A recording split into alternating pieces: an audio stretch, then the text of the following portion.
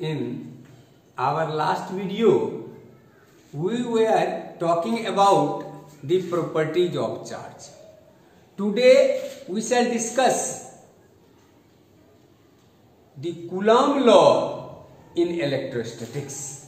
This law states that the electric force Fe exerted by one point charge on another acts along the line between the charges.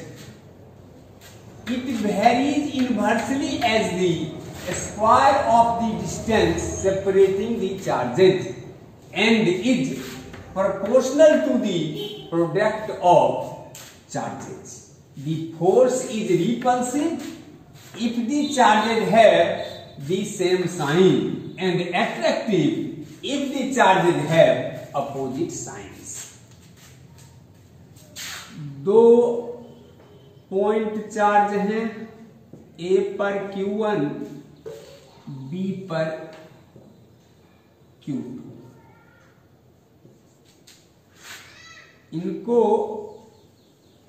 Point charge तब कहा जाता है जब इनका आकार, जिन पिंडों पर ये चार्ज हैं उनका आकार इनके बीच के सेपरेशन R से बहुत कम हो.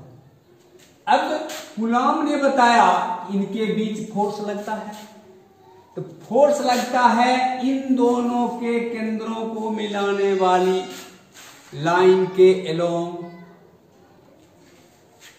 Q1 Q2 के सेंटर पर फोर्स लगाता है, Q2 Q1 के सेंटर पर फोर्स लगाता है, इसलिए इसे सेंट्रल फोर्स कहते हैं. ऑब्जेक्टिव के लिए याद रखिए, इसे सेंट्रल फोर्स कहते हैं, केंद्रीय बल सेंट्रल फोर्स कहते हैं. अब इनका मैग्नीट्यूड फोर्स का तो प्रोपोर्शनल होता है 1/r स्क्वायर का, that is inversely proportional to r square. Coulomb law inverse square law, व्युत्क्रम वर्ग नियम का. फिर Fe प्रोपोर्शनल होता है आवेशों के प्रोडक्ट के Q1 इंटू Q2. अगर इन दोनों को आप कंबाइन करें तब Fe proportional to Q1 Q2 upon r square. अब यह फोर्स रिपल्सिव होगा यदि Q1 और Q2 का सेम साइन हो, दोनों पॉजिटिव हो या दोनों निगेटिव हो. यह एट्रैक्टिव होगा जब Q1 और Q2 का अपोजिट साइन हो, एक कोई पॉजिटिव हो दूसरा निगेटिव हो. और Fe equal to K Q1 Q2 upon r square. Here K is constant of proportionality. यहां समानुपातिकता नियतांक है कि the value of K depends upon the system of units chosen and the nature of the intervening medium. अब इस K का मान दो बातों पर निर्भर करता है. एक, आपने मात्रकों की प्रणाली क्या चुनी है, और इन दोनों आवेशों के बीच का माध्यम क्या है. और वैक्यूम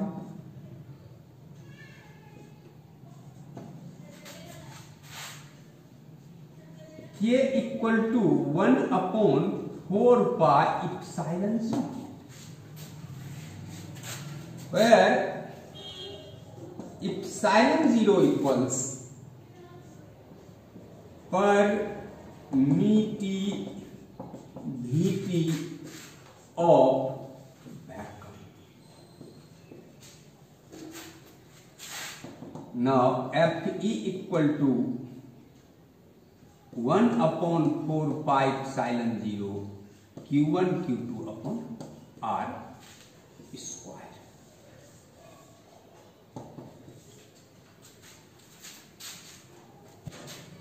अब यहाँ इप्सिलॉन 0 का मान 8.54 मल्टीप्लाइड बाय 10⁻⁻12 कूलॉम स्क्वायर पर न्यूटन पर मीटर स्क्वायर होता है, और 1/4 इप्सिलॉन 0 का मान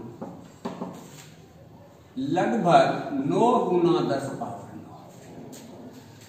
न्यूटन मीटर स्क्वायर पर Coulomb square.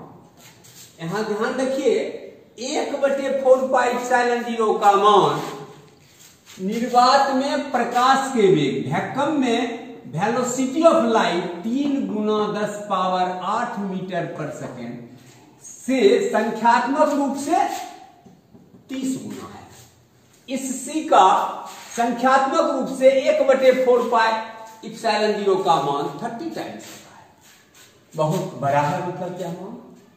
The value of permittivity of air is approximately equal to permittivity of vacuum equal to 8.854 multiplied by 10⁻⁻12 Coulomb square पर newton पर मीटर स्क्वायर।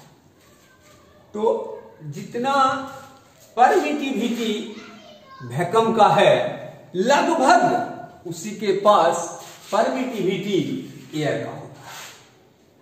इसलिए हम लोग एयर और वैक्यूम दोनों के लिए Fe = 1/4 epsilon not Q1Q2/R² formula का ही व्यवहार करें।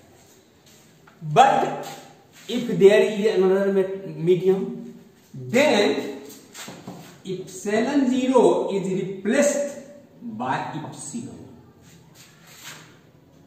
Then F electrical equal to 1/4 epsilon Q1 Q2/R²।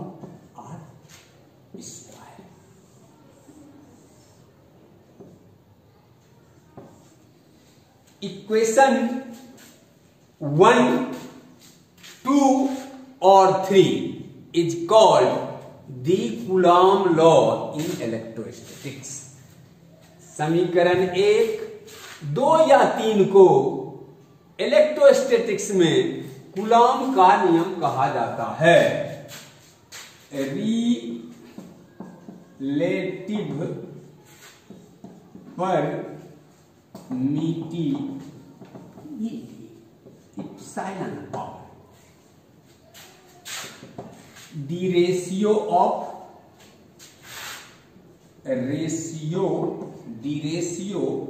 epsilon/epsilon 0 is called epsilon. The ratio of the permittivity of a medium and the permittivity of vacuum is called the relative permittivity of that medium. Relative permittivity किसी माध्यम का उस माध्यम की permittivity और vacuum की permittivity का अनुपात है। For air epsilon R is 1.006, it is a uniqueness quantity. For water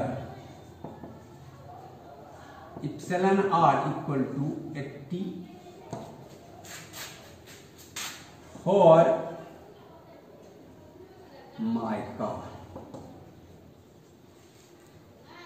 epsilon R equal to 3 to 6। तो हम देखते हैं कि माध्यम बदलने से इप्सिलन का मान बदलता है, लेकिन epsilon R is equal to और ग्रेटर देन 1। इसका मान अगर वैक्यूम की बात करें तो 1 होता है, it is equal to 1, and और किसी माध्यम की बात करें तो बड़ा ही होता है।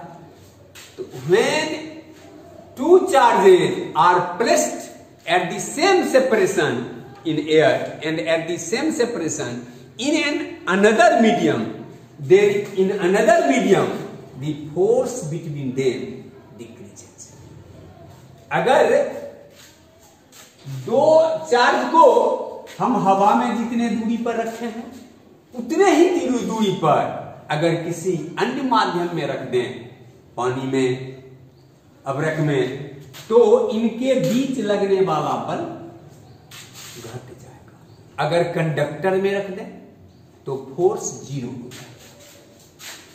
This is why epsilon r for conductors equal to infinity. Let us obtain the unit and dimensions of epsilon. Since Fe equal to 1 upon 4 pi epsilon Q1 Q2 upon R square, or epsilon naught equal to 1 upon 4 pi Fe Q1 Q2 upon unit of epsilon 0. So here 4 pi influence Q1 Q2 Coulomb multiplied with Coulomb square upon force per Newton upon R square per meter square. तो epsilon 0 का unit होता है coulomb square पर newton पर metre square. Dimensions are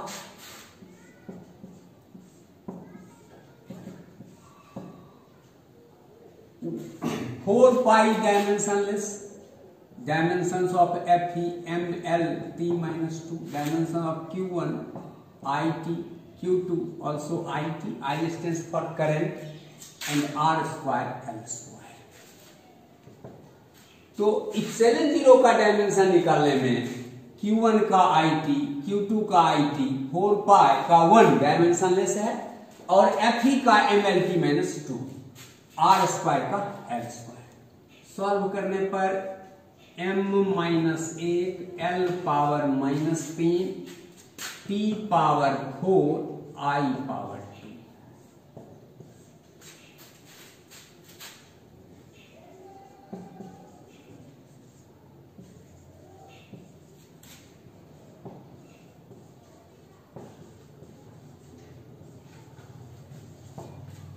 Coulomb force is a central force.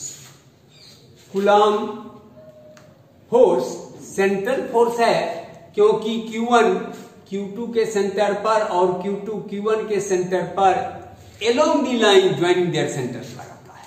यह बार बार objective में पूछा जाता है।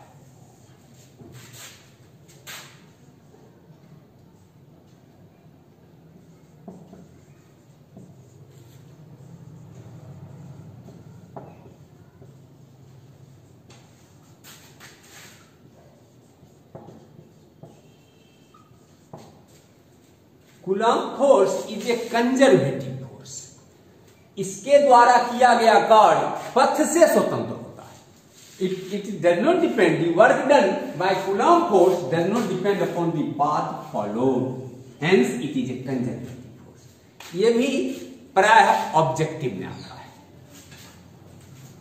अनदर यूनिट ऑफ इप्सिलॉन और इप्सिलॉन 0 इज फैराड पर metre, where farad is the unit of capacitance. Later we shall study.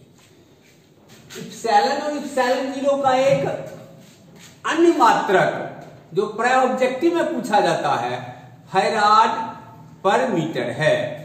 Farad capacitance धारिता का unit है जो हम लोग आगे पढ़ेंगे। Limitations of Coulomb law, it is applicable only for point charges. Coulomb law सिर्फ पॉइंट चार्ज के लिए एप्लीकेबल है।